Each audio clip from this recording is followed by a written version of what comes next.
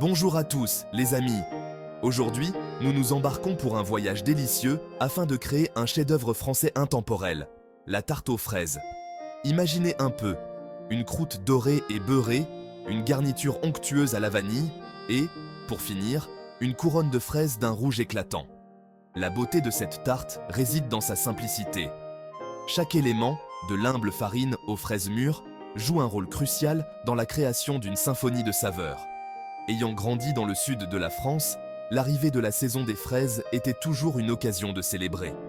Je me souviens avoir attendu avec impatience le jour où ma grand-mère préparait sa célèbre tarte aux fraises. Aujourd'hui, je suis ravi de partager avec vous ma propre recette et mes secrets. Alors, enfilez vos tabliers, rassemblez vos ingrédients et lançons-nous ensemble dans cette délicieuse aventure culinaire. Le fondement de toute bonne tarte aux fraises est, sans aucun doute, la croûte. Une croûte parfaite est un équilibre délicat de textures et de saveurs, beurrée, friable, mais assez solide pour supporter la délicieuse garniture. Nous commençons par de la farine de haute qualité, du beurre froid et une pincée de sucre. Incorporez le beurre froid à la farine en le frottant du bout des doigts jusqu'à ce que le mélange ressemble à de la chapelure grossière. Ajoutez l'eau glacée progressivement en rassemblant la pâte par mouvements légers. Formez un disque, l'envelopper hermétiquement et le laisser reposer au réfrigérateur. Une fois refroidie, la baisser, la transférer dans un moule à tarte et la faire cuire à blanc jusqu'à ce qu'elle soit légèrement dorée. Cela permet d'obtenir une base croustillante et solide qui peut supporter la garniture crémeuse. Ah, la crème pâtissière!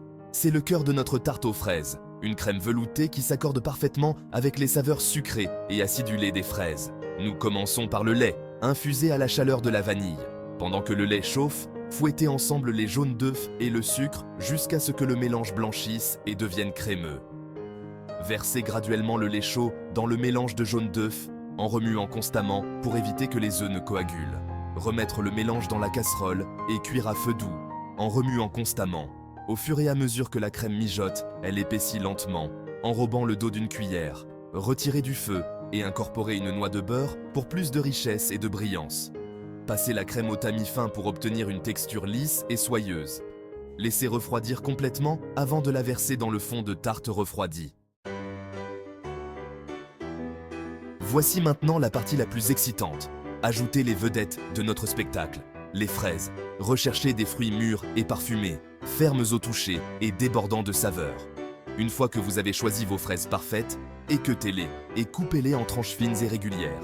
Commencez par le bord extérieur de la tarte et progressez vers l'intérieur en superposant légèrement les tranches pour créer un joli motif en spirale. Vous pouvez également créer des cercles concentriques, des rangées ou tout autre motif qui vous inspire en tant que chef pâtissier. Pour une touche d'élégance supplémentaire, badigeonnez les fraises d'un glaçage à base de confiture d'abricot tiédi. Cela donnera un bel aspect brillant à votre tarte et aidera à préserver la fraîcheur des fraises. Voilà! Votre tarte aux fraises est prête à être dégustée. En France, la tarte aux fraises est bien plus qu'un simple dessert. C'est un symbole de fête, de journées ensoleillées et de moments partagés avec ses proches. Ses origines remontent au Moyen-Âge, lorsque les tartes étaient un aliment courant, aussi bien salé que sucré. Les fraises, avec leurs couleurs vibrantes et leurs saveurs délicates, étaient un choix naturel pour ces tartes élégantes. Aujourd'hui, la tarte aux fraises reste un classique apprécié, que l'on déguste dans les maisons, les cafés et les pâtisseries de toute la France. C'est un dessert qui transcende les générations, évoquant un sentiment de nostalgie et de tradition. Partagez-la avec vos amis et votre famille et créez vos propres souvenirs autour de ce dessert intemporel. Bon appétit!